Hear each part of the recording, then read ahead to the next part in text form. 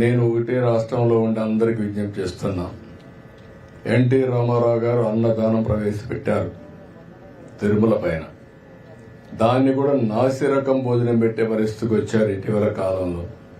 దానిపై కూడా అనేక కంప్లైంట్లు, కడాన ప్రసాదంపై కూడా కంప్లైంట్లు వచ్చే పరిస్థితికి వచ్చింది. ఇవన్నీ కూడా నాణ్యమైనటువంటి అక్కడ ఏవైతే మన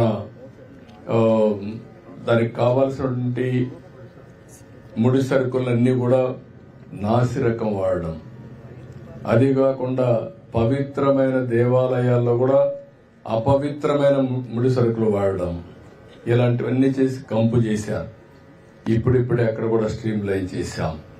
ఒక దూరదృష్టి మీరు ఆలోచిస్తే ఎన్టీ రామారావు గారు ఆ రోజు ప్రారంభించిన అన్నదానం ఈ రోజు కార్పసే మొత్తాన్ని జరిపే పరిస్థితి వస్తుంది. డే బై డే ప్రజలు ఇంకా కాంట్రిబ్యూట్ చేస్తున్నారు. ఎప్పుడైనా సరే ఒక మంచి వ్యవస్థను ఎస్టాబ్లిష్ చేసి ఒక పవిత్రమైన కార్యక్రమంగా దాన్ని తీసుకున్నప్పుడు ప్రజలు స్పాన్సర్ చేయడానికి ఏమాత్రం వెనుకాడనే దానికి అన్నదానం టీటీడీలో ఒక ఉదాహరణ అని చెప్పి నేను మీకు తెలియజేసుకుంటున్నాను.